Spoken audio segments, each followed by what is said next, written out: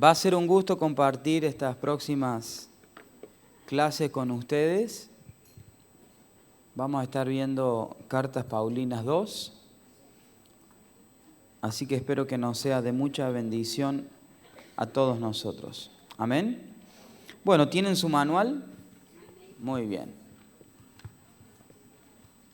A medida que vayamos viendo las diferentes lecciones, yo no voy a ir leyendo textualmente el manual, eso lo va a hacer usted en su casa, pero voy a ir tratando los temas que están en el manual y vamos a tratar de hacerlo de la mejor manera posible y de una manera ordenada. En las próximas lecciones me voy a ayudar con las pantallas, con algunos gráficos, algunos cuadros que he preparado para las diferentes lecciones de acuerdo a cómo sea el tema. A veces amerita más para una demostración más gráfica.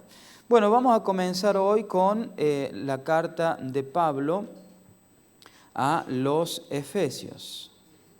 Carta de Pablo a los Efesios. Vamos a comenzar diciendo que, muchas gracias, Sebas, que las cartas de Pablo se dividen en 4 grupos. Quizá ustedes lo vieron ya en Cartas Paulinas 1, ¿no?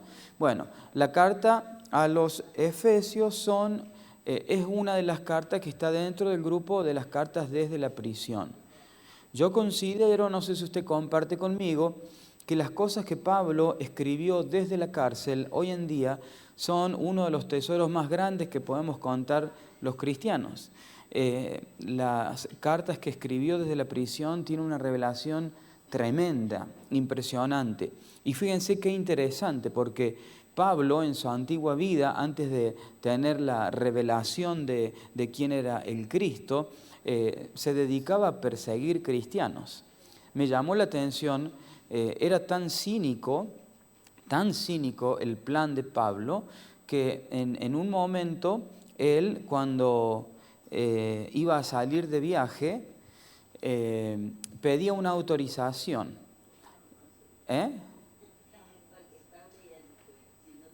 Claro, sí, es el mismo. Se cambia el nombre, pero era el mismo. La persona era la misma.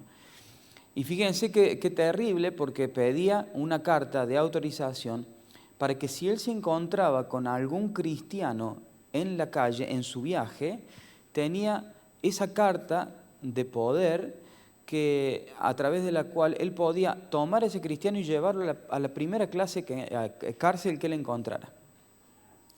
Qué necesidad, ¿no? Pero estaba empecinado. Porque si yo me voy de viaje y tengo algún enemigo por ahí, bueno, que el enemigo se quede, yo sigo el viaje. No, pero él iba viajando y iba con el odio en su viaje. Y a los cristianos los llevaba a la cárcel. Él terminó en la cárcel, donde él llevaba a los cristianos, y ahí Dios lo usó y ahí Dios le habló. Y desde la cárcel escribió las cosas más maravillosas que nos sirven a nosotros en el día de hoy. Empezamos entonces con la carta que él le escribió a la gente que estaba en Éfeso. Éfeso fue la ciudad más importante de Asia, ubicada en la costa oriental del mar Egeo. A esa ciudad, por ser una ciudad de la costa, llegaban los barcos más grandes de todo el mundo. La calle principal de Éfeso fue estudiada por algunos investigadores que la encontraron de 11 metros de ancho y 529 metros de largo, y era hecha de mármol. Imagínese usted una calle de 11 metros de ancho, 5 cuadras y media más o menos, todo de mármol. Imagínese eso, ¿no? Fue famosa la ciudad de Éfeso por el templo a la diosa griega Artemisa, también conocida como la diosa Diana. En el mundo antiguo, este templo fue una de las 7 maravillas del mundo. En Grecia no había ningún templo tan grande como el templo a la diosa Artemisa, también conocida con el nombre romano Diana.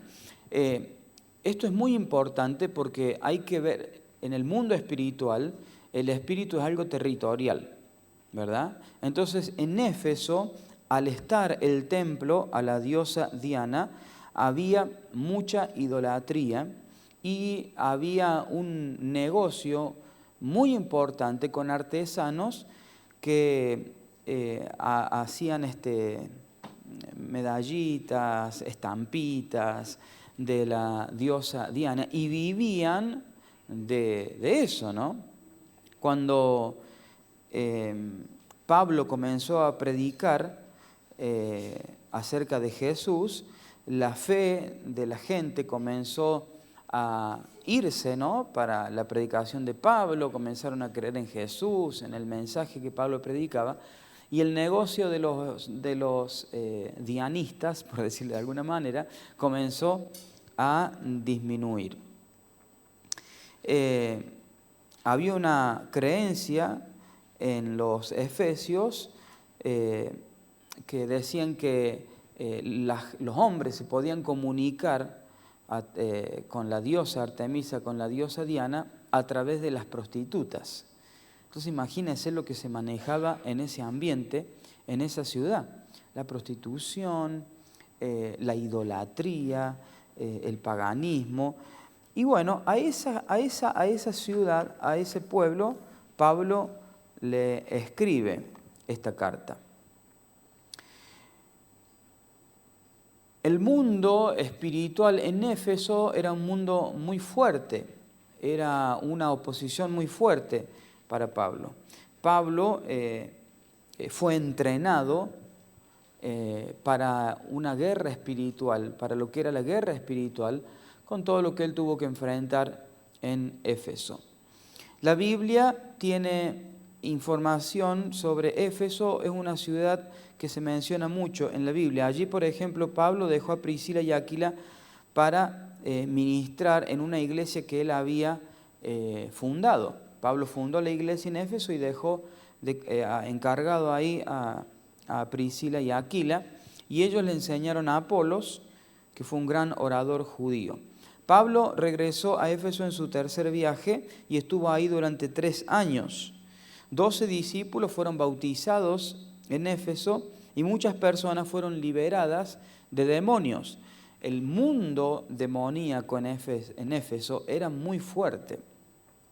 Timoteo llegó a ser el primer pastor en Éfeso y Pablo lo dejó ahí y luego le escribió una carta que le llegó ahí a Éfeso. Éfeso fue la base del ministerio de Pablo durante 3 años y fue la sede de las iglesias plantadas por Pablo. Fue una ciudad muy importante, como dije recién, y en las cartas de Juan, en el libro de Apocalipsis, la primera carta a las iglesias fue la carta que se le escribió a la iglesia en Éfeso. El principal tema del libro de Efesios es que todos los cristianos se salvan por gracia al tener fe en Cristo Jesús. El libro hace hincapié en que todos somos hechos uno en Cristo y por lo tanto vivimos vidas piadosas. Pablo respalda firmemente este tema en la primera mitad de la carta, mostrando cómo la Trinidad ideó y logró nuestra salvación del pecado. Ustedes saben que la palabra Trinidad no es mencionada directamente en la Biblia, pero el concepto del Dios Trino sí, a lo largo de la Escritura.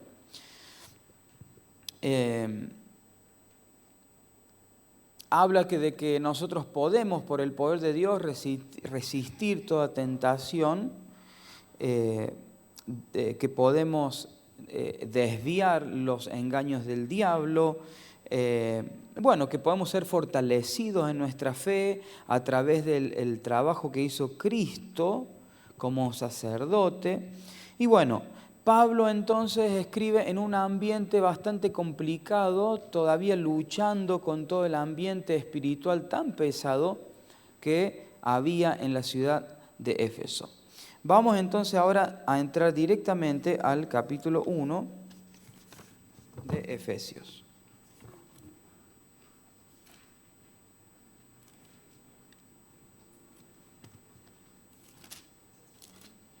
Me gusta cómo está en el manual bien separado.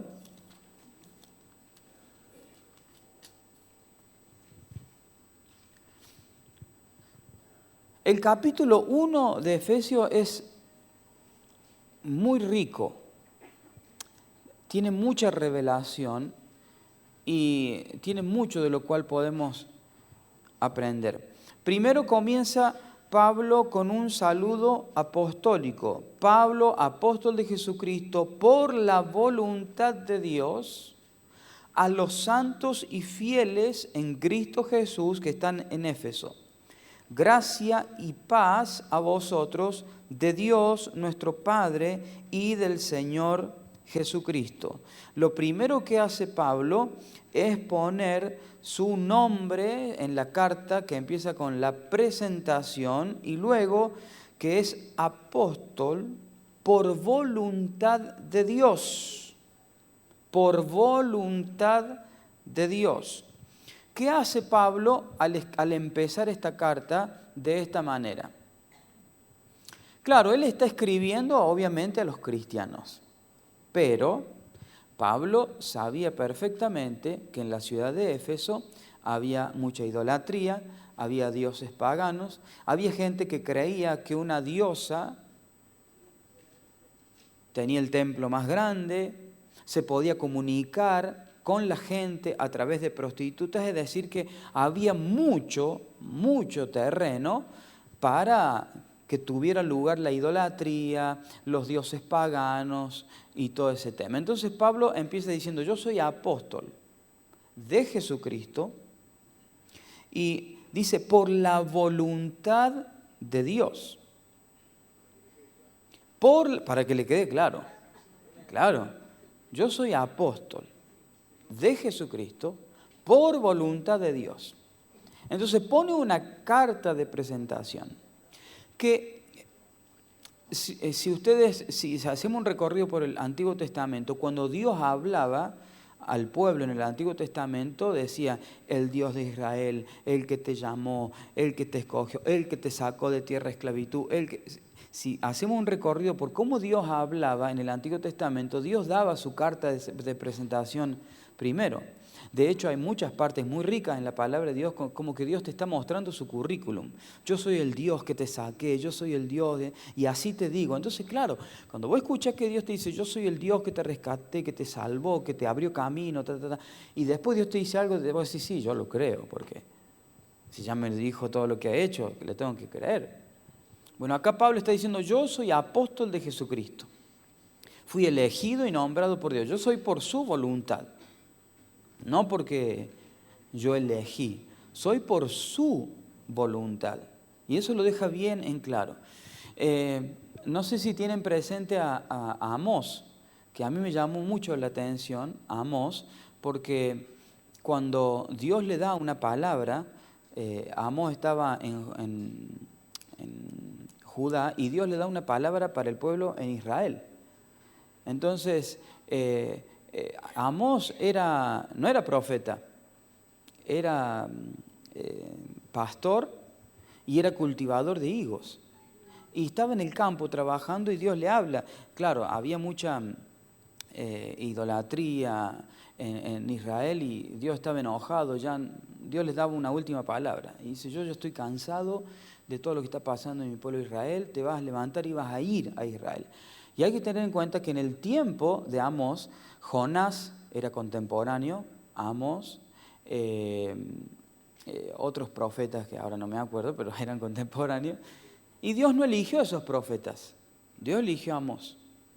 Entonces cuando Amós va y da esa palabra, se levanta un sacerdote que se llama Amasías y va y le dice al rey Jeroboam, acá hay uno que se viene a ser el profeta y dice que vos te vas a... Y entonces Amasías le manda a decir a Amós, ándate de acá y anda a ganarte la vida a tu tierra. Profetiza allá, acá no vengas. Y entonces Amós le para el carro olímpicamente al sacerdote y le dice, yo no soy profeta, ni hijo de profetas. Yo estaba en el campo y Dios me envió y me dijo, ve a tierra de Israel y profesa esta palabra. A mí Dios me mandó. Y no estoy acá porque elegí yo. Dios me envía. Es un lenguaje bastante común en la palabra de Dios. Es como que Dios primero da una certeza de la identidad y luego envía el mensaje. Cuando el ángel le vino a hablar a María de que iba a quedar embarazada del Espíritu Santo, primero le dijo, salve, llena de gracia, el Señor es contigo, eres bendita. Claro, si te piropean así y después te dicen cualquier cosa y ya está, ¿o no? Porque así empezó el ángel a hablarle a María, no le dijo, María, sí, va a tener un hijo del Espíritu Santo. ¿Eh? No, primero la preparó con identidad. Salve, llena de gracia, el Señor es contigo, no temas. Y después le dice, aquí darás un hijo, el Espíritu Santo vendrá a ti. Y después le dice, el Espíritu Santo vendrá a ti, no hay nada imposible para Dios. Pero Dios habla ordenadamente y es bueno que nosotros también hablemos ordenadamente. Entonces Pablo está estableciendo un orden acá. Establece primero que él no está ahí por su propia voluntad. Que no está escribiendo eso por su propia voluntad, sino que es Dios el que le manda, es Dios el que lo ha puesto, es Dios el que lo ha señalado. Entonces, si quieren escuchar, escuchen. A mí me manda Dios. Pareció lo que pasó a Ezequiel.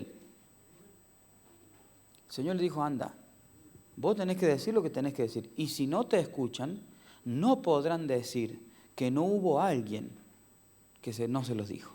Vos habla. Te pueden escuchar o no te pueden escuchar, pero no podrán decir nunca que no hubo alguien que les dijo las cosas como eran. Entonces Pablo empieza diciendo, a mí me mandó Dios. A los santos y fieles en Cristo Jesús que están en Éfeso, gracia y paz a vosotros, de Dios nuestro Padre y del Señor Jesucristo. Por voluntad del Señor, Pablo estima el apostolado como un gran privilegio. Voluntad divina y no humana es lo que Pablo quiere señalar al saludar a la gente de esta manera. Gracia y paz vienen juntas y tienen que ver con un saludo apostólico que habla de una doble bendición, la gracia de Dios y la paz de Dios. Veo que ahora nosotros los cristianos vamos cambiando a veces de moda. O, por ejemplo, cuando yo me convertí al Señor hace un par de años, no decíamos bendiciones. Decíamos que Dios te bendiga. Después dejamos de decir que Dios te bendiga y empezamos a decir Dios te bendice. Y ahora no decimos casi Dios te bendiga, decimos, sí, ¿cómo está? Bendiciones. Va cambiando y yo no sé si estoy muy cómodo con bendiciones. Me gusta más que me digan que Dios te bendiga. Pero vamos cambiando, ¿no? Bendiciones, bendiciones. Y vos decís, ¿bendiciones qué? ¿O no? Porque es medio como que, hola, ¿cómo estás? Bendiciones. Ajá, que necesito que me lo digan más directo. Soy yo, capaz que soy rayado yo, ¿no? Usted a lo mejor tan chocho con bendiciones, Dios les bendiga igual. Pero ¿me entendés? Vamos, y ahora, por un tiempo surgieron los que te decían paz. Y hasta cambiaban la cara, porque te saludaban y paz, hermano. Y pues, cuando veías que te bajaban la cabecita así, te decían, y si tenían anteojos, te miraban por arriba de anteojos, te decían paz. Vos decías, me vio cara nervioso, me vio malhumorado, no sé, y te decían paz. Vamos cambiando nuestra manera de saludarnos. Pero fíjese qué importante es entender que gracia y paz es un saludo apostolar que tiene que ver con doble bendición. Doblemente feliz, como cantamos en el cumpleaños, doblemente feliz. Gracia y paz, unidas, se encuentran siempre en orden en todos los escritos de Pablo. Siempre dice gracia y paz, porque él asegura que la gracia es la que produce la paz y no al revés. Amén. Exactamente, cuando falta la paz es porque no hemos entendido la gracia. Totalmente de acuerdo, así es. Luego en el capítulo 1, seguimos en el capítulo 1, versos 3 al 14, habla de las bendiciones espirituales. Bendición espiritual. Asegura, deja bien en claro que en Cristo Jesús la salvación es completa, gratuita y eterna para toda la humanidad.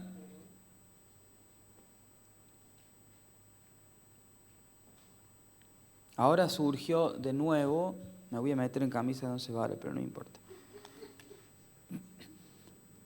Pablo enseña acerca de la salvación eterna. Y ahí hay gente que sostiene que la salvación no se pierde. Entonces, hace poco yo tuve una charla con un matrimonio en el café, ahí en la calle Buchardo, y la hermana me sostenía firmemente que la salvación no se pierde. Entonces yo le puse un ejemplo. No le dije tiene razón, no le dije no tiene razón, no le dije mire qué bien usted. Yo le pedí una opinión. Le digo, bueno, usted sostiene que la salvación no se pierde. Entonces yo le hago el siguiente planteo. Yo, Miguel Ángel Oyola, nació el 5 de julio de 1976. Hoy soy pastor, tengo una esposa, tengo una hija. Pero la semana que viene yo me enojo con Dios. Hay algo que no me gustó en la iglesia. Me enojo con Dios, vengo, le digo al pastor Carlos, pastor, yo renuncio, yo me voy. Yo no quiero saber nada con la iglesia, acá todo el mundo está loco, no quiero saber más nada con esta banda de locos.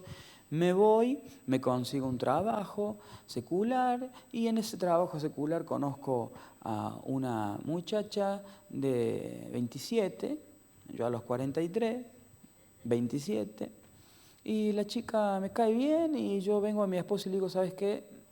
El amor se terminó.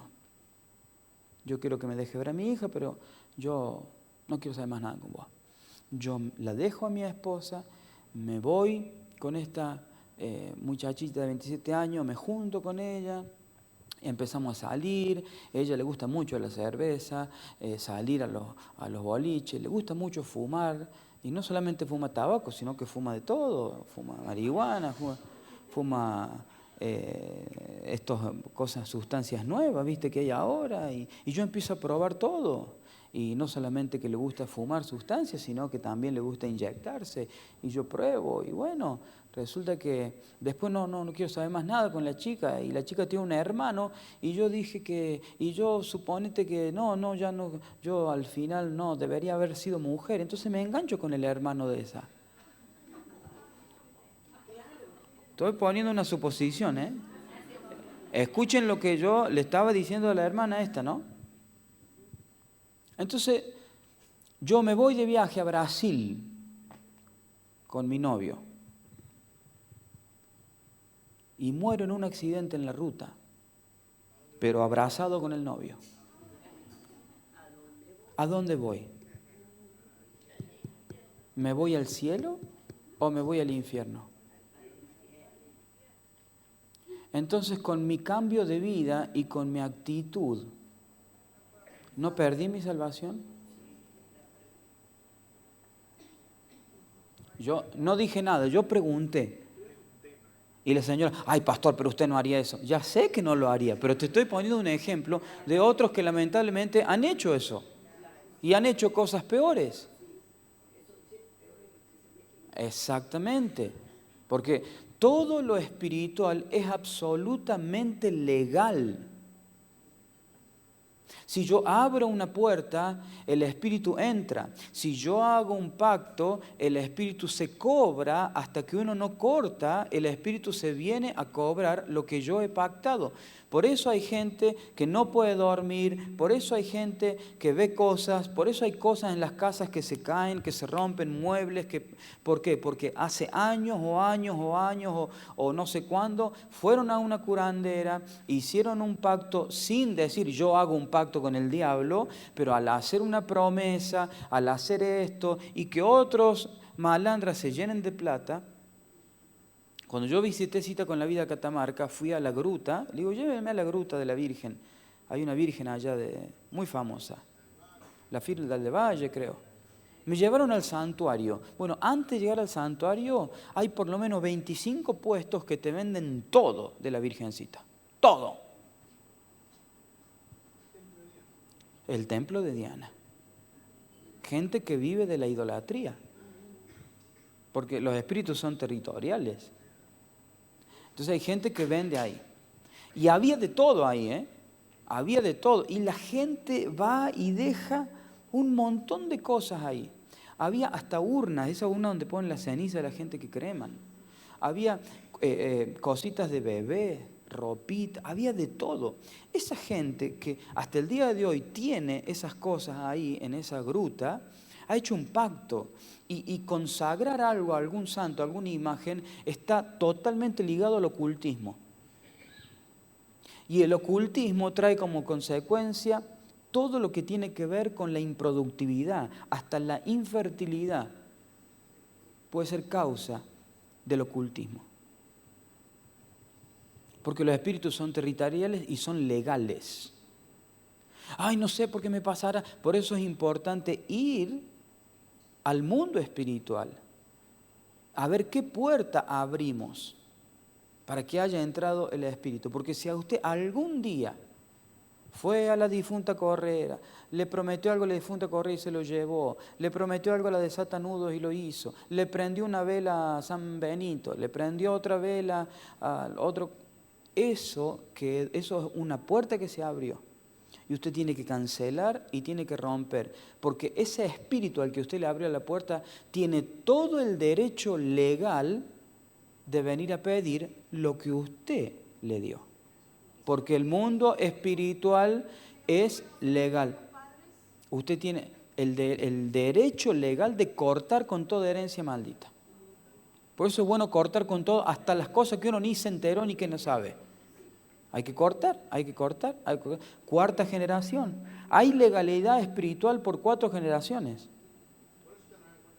Por eso está en el encuentro de sanidad interior, por supuesto. Y por eso es importante saber, hermanos, cuál es el mundo espiritual que gobierna la tierra que pisamos.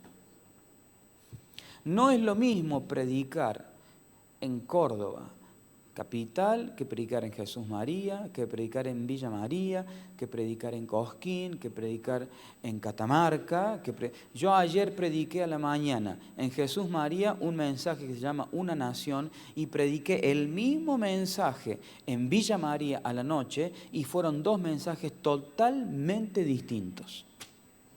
Y lo que se movió en el espíritu fue totalmente distinto. Porque los espíritus son territoriales. Y las herramientas que Dios nos va a dar tienen que ser absolutamente territoriales para ese tipo de espíritu. Pablo se enfrentaba a Éfeso, donde estaba el templo de Diana, donde se mezclaba la prostitución con el mensaje a una diosa. Metían la prostitución entre el mensaje que podría llegar a hablar la gente con una diosa. Usted imagínese lo que habrá sido eso. De todo. Y si tenía el templo más grande, quiere decir que había fondos, quiere decir que había gente que ponía plata para que esa diosa llegara a tener el templo más grande de toda Asia. Algo pasaba ahí. Era una tierra complicada. Pero a pesar de que era una tierra complicada, viene Pablo diciendo, acá vengo yo a hablarle a todos los santos que están en esa tierra. Ahí hay otro mensaje, que no está en el manual, pero ténganlo presente. Pablo dice, a los santos y fieles que están en Éfeso. Hermano, había que había que encontrar santos y fieles en Éfeso. No es lo mismo decir, acá escribo un mensaje a los santos y fieles de Cita con la Vida. Todo el mundo. Pero anda a escribir una carta, acá mando una carta a los santos y fieles de Sodoma y Gomorra. Con lupa había que buscarlo. Por eso usa que lo envió Dios, porque le habla a los santos y fieles en una tierra perversa, no le iban a creer. ¿Vale? Por eso se presenta de esa manera, tal cual. Luego seguimos, después de la bendición de gracia y paz, con toda bendición espiritual en los lugares celestiales. Hace hincapié, bendición espiritual, lugares celestiales. Bendición espiritual que viene de lugares celestiales. O sea, más sentido espiritual no hay. Bendición espiritual emplea la palabra bendito, bendijo y bendiciones para dar énfasis sobre la grandeza de estas bendiciones. Y habla de lugares celestiales, se refiere a la esfera de operaciones divinas donde mora Dios por la eternidad en contraste a lo terrenal. Por eso él hace mención de ciudadanos del cielo. La Biblia nos dice que nosotros estamos juntamente sentados con Cristo en lugares celestiales. Por eso nosotros podemos tener una vida sobrenatural. Pero claro, cuando la gente le hablamos de vida sobrenatural, empieza a pensar cosas raras. Piensan que lo sobrenatural es lo que hace la gente de otros países, que no, mirá, porque... Y piensan en la extravagancia que a veces lamentablemente rodea a nuestra fe. Porque lamentablemente a veces los cristianos nos pasamos de vuelta y nos vamos a la extravagancia del Evangelio. Y no tenemos un palacio y templo grande para ¿cómo era? Artemisa, para Diana. Pero tenemos otros templos y tenemos otros dioses y a veces los cristianos somos bastante idólatras.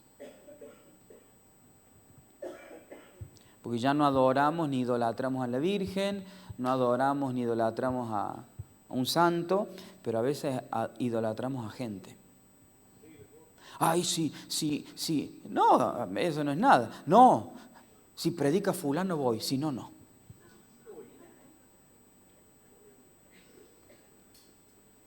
A mí me gusta dar un ejemplo muy simple, muy sencillo.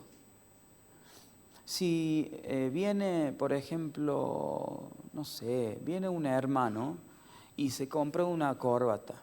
Y yo lo veo venir al hermano y digo, ¡ay, Dios mío, cómo se va a poner eso ese hombre! ¡Qué corbata más espantosa!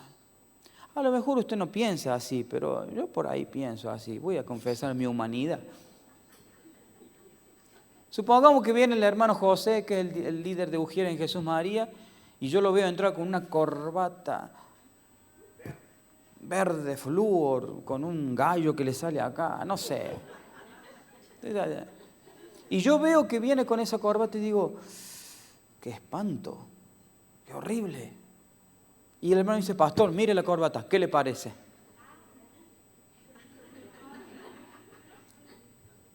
Yo digo, hermano José, qué hermosa, qué linda. ¿De dónde la sacó?